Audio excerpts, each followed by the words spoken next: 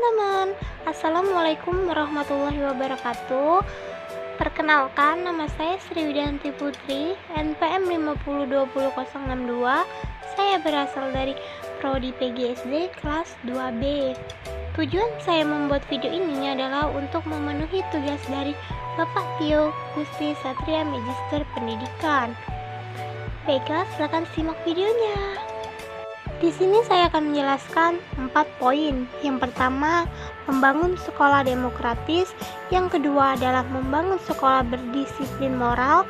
Yang ketiga adalah membangun sekolah kooperatif.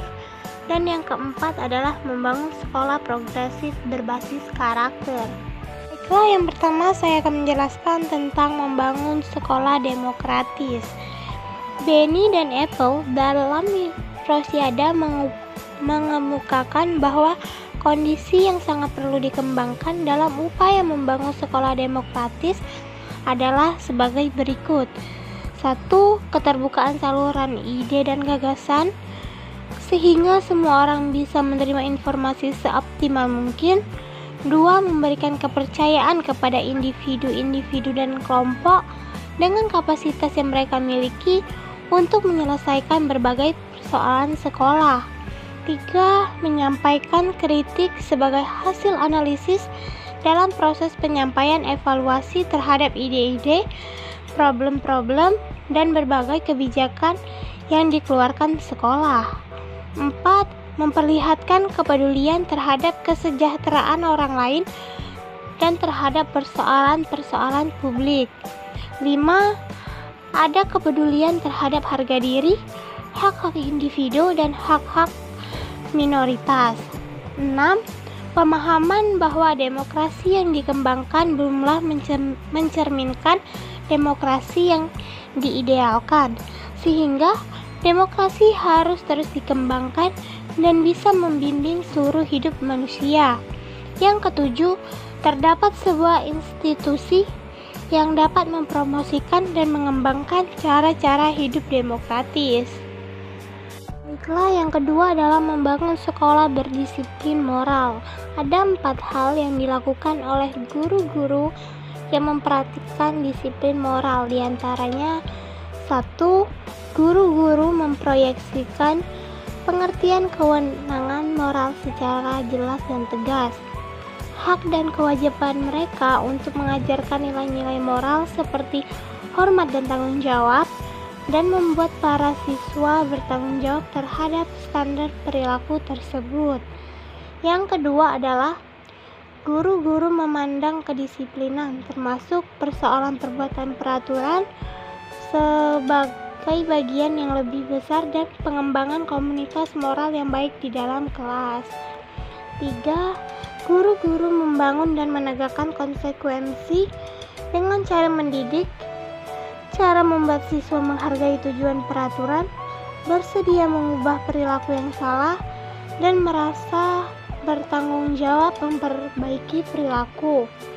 Yang keempat adalah guru-guru menunjukkan sikap peduli dan hormat kepada siswa dengan mencoba menemukan penyebab timbulnya persoalan kedisiplinan dan solusi yang dapat membantu keberhasilan siswa bersangkutan dan menjadi anggota komunitas kelas yang bertanggung jawab. Selanjutnya adalah membangun sekolah kooperatif. Sebelum itu, kita akan melihat penjelasan apa sih pembelajaran kooperatif. Baiklah, pembelajaran kooperatif adalah pendekatan pembelajaran yang berfokus pada pengguna kelompok kecil siswa untuk bekerja sama dalam memaksimalkan kondisi belajar untuk mencapai tujuan bersama. Model pembelajaran kooperatif dikembangkan untuk mencapai setidak-tidaknya 3 tujuan pembelajaran, yakni sebagai berikut. 1. Meskipun pembelajaran kooperatif meliputi berbagai macam tujuan sosial, tetapi juga bertujuan untuk meningkatkan kinerja siswa dalam tugas-tugas akademik. Beberapa ahli berpendapat bahwa model ini unggul dalam membantu siswa memahami konsep-konsep yang sulit. Model struktur penghargaan kooperatif juga telah dapat meningkatkan penilaian siswa pada belajar akademik dan perubahan norma yang berhubungan dengan hasil belajar. Yang kedua adalah penerimaan yang luas terhadap orang yang berbeda menurut ras, budaya, kelas sosial, kemampuan maupun tidak kemampuan. Pembelajaran kooperatif memberikan peluang kepada siswa yang berbeda latar belakang dan kondisi untuk bekerja saling bergantung satu sama lain atas tugas-tugas bersama dan melalui penggunaan struktur penghargaan kooperatif untuk belajar menghargai satu sama lain. Yang ketiga adalah tujuan penting ketiga dari pembelajaran kooperatif adalah mengajarkan kepada siswa keterampilan kerjasama dan kolaborasi. Keterampilan ini penting karena banyak anak muda dan orang dewasa masih kurang dalam keterampilan sosial. Baiklah, ini adalah materi terakhir, yaitu membangun sekolah progresif berbasis karakter. Pendidikan progresif ialah proses pendidikan yang lebih menekankan pada arah peningkatan kemajuan secara berkelanjutan. Pendidikan progresif bertujuan untuk memperbaiki suatu sistem pendidikan yang sudah dijalankan tetapi belum mencapai tujuan pendidikan yang diharapkan. Pendidikan progresif dapat dicapai salah satunya melalui pendidikan karakter. Ajaran utama yang diterapkan dalam pendidikan progresif adalah sebagai berikut. 1. Pendidikan adalah tentang pengembangan aspek fisik, emosional, intelektual anak. Yang kedua adalah sekolah bukanlah lembaga yang tetap. Sebaliknya, ini adalah area anak-anak yang bisa melakukan eksperimental terhadap anak-anak terlibat dalam pembelajaran dengan melakukan berbagai hal.